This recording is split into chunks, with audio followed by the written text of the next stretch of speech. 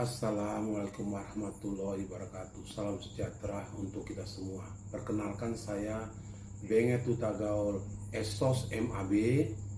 Kegiatan saat ini sebagai dosen aktif dan tetap sejak tahun 2008 di Universitas Pejuang Republik Indonesia Kota Makassar di Fakultas Ekonomi dan Bisnis. Background saya ada S1 Administrasi Bisnis dan S2 Administrasi Bisnis. Video ini dibuat untuk keperluan untuk sertifikasi dosen tahun 2025. Adapun materi saya bahwa pengampu studi kalangan bisnis. Tujuan untuk perkuliahan ini, studi kalangan bisnis, memberikan pengetahuan kepada mahasiswa tentang bagaimana menyiapkan sebuah laporan studi kalangan bisnis dengan format yang umum dan dipahami, dimuat materi yang harus menjadi bagian dari sebuah laporan SKB yang baik, yang mampu memberi pemahaman yang optimal dan menarik tentang bisnis yang sedang diprospekkan, sehingga laporan SKB dapat menjadi alat bantu untuk pendukung pengambilan keputusan bisnis secara baik dan optimal. Adapun gambaran atau deskripsi materi perkuliahan saya meliputi penjelasan mengenai definisi, peran, manfaat SKB, mereview atas teori-teori dan analisa yang memiliki relevansi dengan pembuatan SKB, pengetahuan, format penulisan, materi yang harus dan perlu ada sebuah laporan SKB, melakukan praktek pembuatan laporan sebagai berikut penilaian secara diskusi interaktif. Metode perkuliahan yang saya sampaikan di studi kalangan bisnis adalah kuliah klasikal yang melakukan presentase dan praktikal dengan membuat laporan SKB dan diskusi dalam menganalisa dan mereview laporan-laporan SKB. Setiap kelompok dalam penyusunan laporan SKB dilakukan proses konsultasi interaktif antar mahasiswa untuk mendukung persiapan penyusunan dan presentase laporan SKB di kelas. Dibagian menjadi beberapa kelompok, sehingga kelompok wajib mempresentasikan materi perkuliahan dalam format poin-poin. Adapun penilaian perkuliahan mata kuliah ini presensinya adalah 10%, laporan SKB dan tugas 30%, keaktifan mahasiswa 10%, persentase 20%, dan ujian 30%. Rencana perkuliahan semester yakni 1. Pertemuan pertama adalah pendahuluan tentang pentingnya SKB untuk mahasiswa. Kedua, pertemuan kedua dan ketiga tentang aspek pasar. Di situ mempelajari tentang penawar permintaan pasar. Ketiga adalah aspek pemasaran. Keempat, pertemuan keempat adalah aspek keuangan. Pertemuan kelima, aspek teknis dan teknologi. Pertemuan keenam, aspek manajemen dan organisasi. Pertemuan ketujuh, aspek sumber daya manusia. Pertemuan ke-9 dan ke-11, aspek keuangan dalam studi pelayanan bisnis. Pertemuan ke-12, aspek ekonomi, sosial, dan politik. Sementara di pertemuan ke-13, aspek hukum dan lingkungan hidup. Pertemuan ke-14, penyusunan laporan studi kalangan bisnis. Pertemuan ke-15 adalah prepare test review. Pertemuan ke-16 ujian akhir semester. Adapun literatur atau referensi yang saya gunakan adalah buku Jafar Kasmir tentang studi kalangan bisnis. Kedua, tentang bukunya Zubir Zalmi tentang studi kalangan bisnis. Ketiga, Dr. Sulianto, studi kalangan bisnis pendekatan praktis. Keempat, Umar Hussein, studi kalangan bisnis. Ketujuh, keenam, Yakub Ibrahim,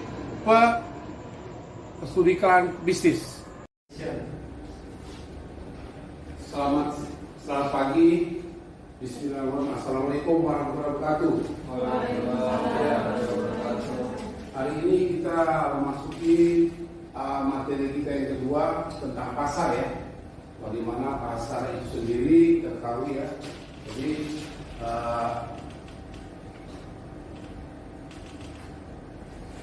kita lihat dari studi iklan bisnis ada aspek-aspek tertentu, tetapi aspek yang terpenting di pembahasan ini adalah aspek pasar.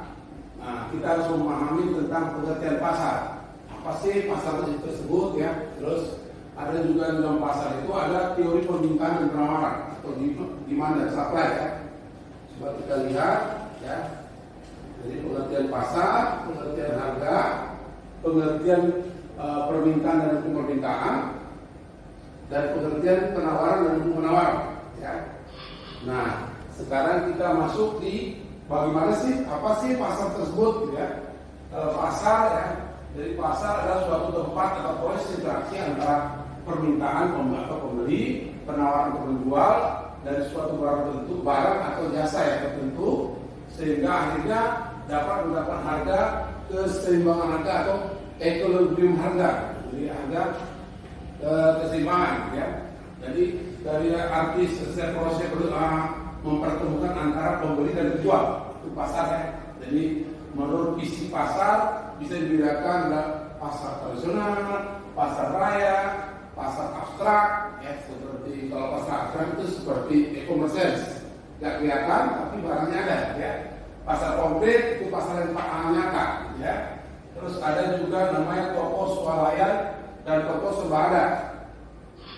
Nah, pasar beragam jenis barang juga ada pasar ikan, barang ikan ya. Terus ada pasar buah, pasar saluran, pasar elektronik, pasar perhiasan dan lain-lain ya. Nah, konsentrasi pasar sebenarnya merupakan fungsi dari jumlah perusahaan dari masing-masing tahap atau total produksi yang ada di suatu pasar ya, sebuah pasar ya. Jadi biasanya unsur-unsur suatu pasar juga dipengaruhi oleh depresiasi produk. Ya, salah satu strategi yang itu yang sering diterapkan atau digunakan oleh suatu perusahaan. Jadi perusahaan itu biasanya untuk memenangi suatu persaingan pasti ada namanya produk depresiasi atau pasar yang berbeda, gitu ya. Jadi produk-produk unggulan, ini definisi pasar penting. Contohnya kalau kita yang sekarang lebih banyak warkop, di warkop A atau warkop B pasti ada namanya diferensiasi produk dia, keunggulan produk dia, gitu. Seperti Starbucks. Starbucks unggulan produknya apa? Mungkin tempat nongkrongnya lebih asik ya dibanding nanti warung kopi di pinggir jalan yang biasa-biasa saja. Jadi perlunya adalah diferensiasi di struktur pasar untuk memenangi pasar ya. Dari ukuran perusahaan ya, berarti biasanya juga ukuran pasar banyak ya. Dari ukuran pasar ada hambatannya dalam pasar itu misalnya monopoli perdagangan, ini juga hambatan untuk masuk pasar. Jadi pasar-pasar yang dikuasai oleh satu perusahaan yang besar di dalam pasar, jadi dia monopoli. Itu biasanya pasar-pasar kecil akan susah masuk. Jadi ada hambatan masuk untuk di pasar. Ada juga namanya oligopoli. Ini oligopoli, ada pasar yang besar dipegang oleh oligarki di suatu pasar. Contohnya kita lihat sekarang ada nama Indomaret, ada Alfamart, itu oligarki atau oligopoli yang menguasai pasar ya. Ada juga monopolistik. Monopolistik itu biasanya suatu pasar yang dipegang oleh suatu politik ya. Jadi contohnya kalau dulu itu ada namanya perdagangan cengkeh dipegang oleh Kosgoro, dan semua cengkeh itu bisa dijual hanya di Kosgoro saja, nggak boleh kemana-mana. Sama sekarang juga ada namanya seperti monopolistik untuk minyak. Jadi orang-orang pedagang BBM atau Pertalite itu dikuasai monopolistik oleh Indonesia beberapa Pertamina, sehingga hambatan masuknya agak susah gitu ya. Jadi monopoli sebagai bentuk pasar, perusahaan tidak mempunyai barang pengganti yang sangat dekat. Contohnya Pertamina tidak ada barang substitusinya ya, PDAM ya, terus PLN itu kan susah ya. Itu biasanya termasuk perdagangan ke pasar yang monopoli atau monopolistik ya. Harga atau permintaan penawaran ya. Jadi harga adalah suatu nilai yang diberikan pada suatu komoditas sebagai informasi kontrol prestasi dan produsen yang memiliki komoditi ya. Ya, jadi harga adalah suatu nilai. Jadi semua barang yang mempunyai nilai ya pasti dia diberikan nilai jual komoditas. Seperti pajak, tadi kan kita udah lewat pajak ya. Yang kau ketahui tentang pasar, apa itu pasar? Tempat bertemu pembeli dan penjual. Ya, jadi adanya pertemuan antara pembeli dan penjual. Jadi antara transaksi gitu ya. Oke, makasih. Jadi lanjutkan. Permintaan adalah sebuah jumlah yang diminta dari suatu pasar tertentu. Jadi ada permintaan yang diminta suatu pasar tertentu yang biasanya dimasukkan di rumus demand, standar dan permintaan. Jadi penawaran adalah keseluruhan jumlah barang yang ditawarkan suatu pasar tertentu. Biasanya ditandai dengan supply. Ya, ini kan demand. Jadi demand itu permintaan, kalau penawaran adalah supply. Ya. Faktor yang mempengaruhi permintaan biasanya ada beberapa ya, ada harga barang yang masuk. Jadi contohnya faktor yang mempengaruhi kalau misalnya permintaan besar, biasanya barang ada yang masuk seperti apa. Ya, terus kedua harga barang yang substitusi. Jadi harga barang faktor yang mempengaruhi permintaan, harga barang yang masuk, harga barang substitusi, terus barang substitusi, rata-rata pendapatan. Jadi kalau pendapatan orang besar pasti mempengaruhi permintaan. Kalau misalnya harga barang itu murah, baru permintaan juga akan besar. Kalau barang substitusi pengganti suatu barang pasti mempengaruhi juga permintaan, termasuk jumlah penduduk populasi. Kalau misalnya yang dulu zaman Soeharto itu membutuhkan orang karena populasi sedikit, ya. Jadi orang, tapi kalau sekarang jumlah manusia banyak, permintaannya pasti banyak. Ya, jadi yang mempengaruhi permintaan itu harga barang yang masuk, ya. Terus harga barang substitusi, terus barang substitusi, rata-rata pendapatan masyarakat, jumlah populasi masyarakat di suatu daerah, ya beda jumlah permintaan di kota Makassar dengan kota yang seperti Jericho, Selayar, karena jumlah populasi kecil ya. Termasuk juga estimasi atau perkiraan ramalan. Contohnya biasanya sekarang kalau ramalan harga emas naik, pasti permintaannya besar. Ya, jadi termasuk juga estimasi, perkiraan dan ramalan. Itu faktor-faktor yang mempengaruhi permintaan, termasuk juga selera. Ya, selera misalnya orang seleranya, wah selera Android lebih tinggi daripada iPhone. Jadi selera juga mempengaruhi permintaan. Jadi permintaan Android lebih besar daripada iPhone. Ya. Digantung juga harga juga data pendapatan dan jumlah produksi. Termasuk juga lokasi. Ya. Lokasi, jadi permintaan orang tergantung juga strategi lokasi tempat, termasuk juga distribusi barang ya. Distribusi. Contohnya orang Toraja misalnya membutuhkan barang yang apa kan jauh sekali distribusinya, sehingga permintaannya lebih kecil daripada orang kota Makassar yang begitu dekat, pendistribusiannya lebih gampang ya. Dan terakhir adalah dan lain, jadi ada logika dari ekonomi, semakin barang itu murah, semakin tinggi permintaan ya. Nah, ini hukum permintaan. Biasanya demand demograf itu kalau dia di sini demand, di titik demand ya, dari demand permintaan. Jadi kalau naik ke satu, permintaan akan lebih kecil. Kalau dia di tengah nanti ada titik equilibrium. Jadi di mana permintaan akan seimbang dengan penawaran. Ya.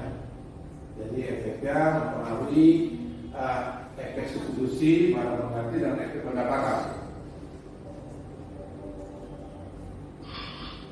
Ya, pergerakan dan permintaan juga biasanya kalau P semakin turun nanti pasti dia di titik permintaan akan habis sendiri. Ya.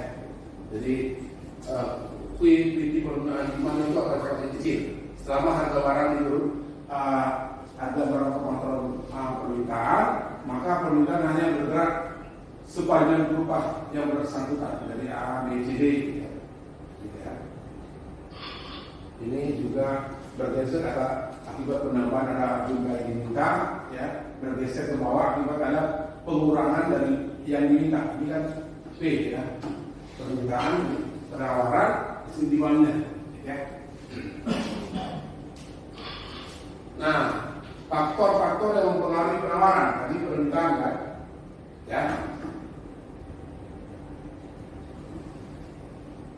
Ini saya juga sama ya.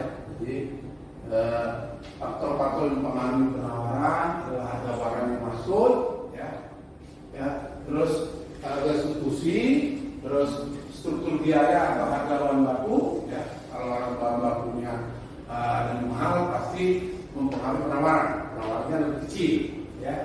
Kalau orientasi produksi termasuk juga perkiraan harga. Nah, dipengaruhi juga kebijakan pemerintah. Kalau misalnya pemerintah produksinya akan lebih kecil, penawarannya akan lebih kecil, gitu ya.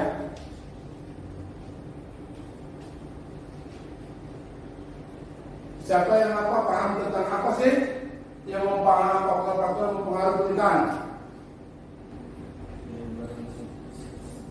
Barang yang masuk, 1, 2, permintaan ya, itu penawaran, hampir sama, ya. Terus barang konsumsi,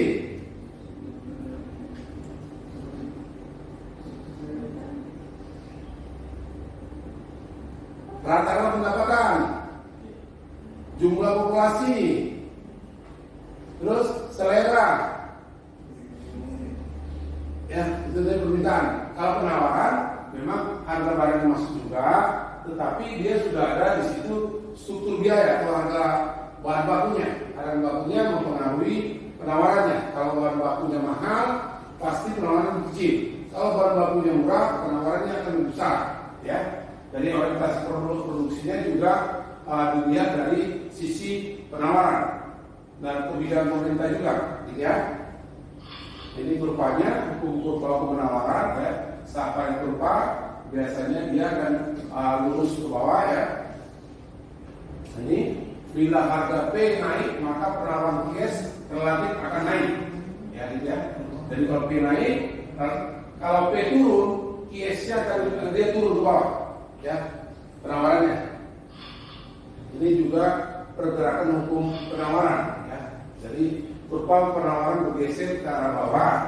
Kalau ke arah bawah berarti jumlah yang ditawar bertambah. Kalau dia turun ke bawah, jumlah penawaran akan bertambah. Kalau dia naik, jumlah penawaran akan lebih sedikit, ya. Hukum penawaran. Ini keseimbangan di sini adalah keseimbangan antara permintaan dan penawaran. Itu hukum keseimbangan atau namanya equilibrium, harga yang ditawarkan. Jadi di titik ini, ya. Jadi titiknya antara B dan ketemu di sini, ya. Jadi kalau di tengah berarti contohnya kalau harga di pasar biasanya kan ditentukan oleh permintaan atau penawaran. Kalau antara permintaan dan penawaran sama besar dengan permintaan, pasti harganya seimbang, ya. Kalau lebih banyak penawaran, harganya menurun. Kalau banyak permintaan, meningkat. Kalau banyak permintaan emas, berarti harga emas naik, ya. Kalau harga penawarannya terlalu banyak, berarti harganya menurun, gitu ya. Itu hanya hukum pasar. Ya, sampai di sini ada pertanyaan untuk hukum permintaan dan penawaran? Karena sebetulnya di aspek pasar itu ada program penawaran, dari bagaimana pesaing di pasar itu banyak. Ada tiga lagi mata kuliah yang harus kita lihat lagi, ya. Karena saya pecah-pecah menjadi beberapa bagian. Nah, ini bagaimana mengukur permintaan. Ini juga sebetulnya salah satu melihat bagaimana sih kita mengukur permintaan, gitu ya. Jadi kan kita harus tahu seberapa banyak permintaan. Jangan hanya orang minta kita nggak tahu bagaimana kita penawaran. Jadi ada namanya peramalan dan pengukuran mengukur permintaan. Manfaat utama adalah riset pemasaran ya. Jadi mengidentifikasi peluang pasar. Ya. Jangan menjual jilbab di Tanah Toraja, cara bos. Ya. Jadi kita menjual tahu pasar, dari pasar bagaimana kita memenangkan pasar, kita harus melakukan namanya riset pasar. Jadi pasar itu bagaimana pengukuran permintaan, bagaimana pengukuran penawaran. Ya.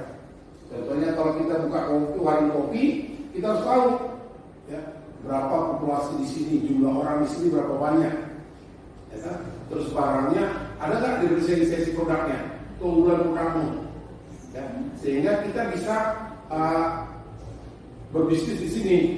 Setelah itu, setelah riset pasar, perusahaan perlu melakukan namanya pengukuran, perkiraan ukuran pasar. Jadi ukuran pasar itu sebetulnya kita harus tahu. Jadi sehingga kalau terjadi kita berpaham tentang permintaan penawaran, kita harus tahu juga bagaimana perkiraan ukuran pasar. Contohnya pajak, buka warung kopi, kira-kira segmen pasarnya siapa saja, ukuran pasarnya sebesar apa? Kan harus paham ya. Kalau kita nggak paham tentang ukuran pasar, terus kita berbisnis, di situ akan susah, ya. Jadi kan studi plan bisnis ini kan bagaimana kita bisa mengenali pasar. Jadi kita bisa paham tentang segala risiko kalau membuka bisnis, ya. Jadi bisnis yang kita buka ada namanya riset aspek pasar, aspek keuangan, ya. Ini kita masuk di aspek pasar. Jadi kalau kita mau buka penjualan, kita harus tahu dulu. Oh, saya membuka bisnis di sini, jumlah penduduk sekian. Segmen pasar saya adalah anak muda atau kampus atau mahasiswa lain, ya. Terus saya finansial saya dari mana keuangan saya? Oh, pinjam dari bank dulu atau pinjam dari apa? Itu harus dicermati secara sebaik mungkin sehingga pertumbuhan dan potensi laba masing-masing ada peluang di pasar. Jadi kalau kamu menang di pasar, pasti kamu berbisnis lebih bagus. Ya. Jangan menjadi mahasiswa, aduh kalau saya sudah tamat mau jadi pegawai negeri. Ya. Padahal sudah ada mata kuliah bagaimana itu menjadi wirausahawan. Ya. Nah, sehingga kalian paham tentang bagaimana tentang pasar. Ya, riset pengukuran pasar, terus peramalan permintaan atau penjualan, terus bagaimana departemen finansial keuangan, bagaimana menentukan kas dan operasi dan pembelian, itu penting di dalam sistem studi keuangan bisnis ya. Terus ukuran permintaan pasar sebesar apa? Yaitu nanti kita lihat pasar ini potensial atau tidak, pasar ini tersedia atau tidak, pasar sasarannya siapa, segmennya siapa. Ya. Saya mau jualan jilbab, segmen pasarnya ini, kelasnya di sini. Jadi kita harus tahu juga, jangan asal menjual saja, setelah menjual ya nanti laku atau nggak laku. Ya. Jangan gaya pedagang bugis. Ya, mungkin itu saja yang bisa saya sampaikan dulu ya. Terima kasih atas kehadirannya dan keaktifannya dalam ruang kelas ini ya. Terima kasih ya. Assalamualaikum.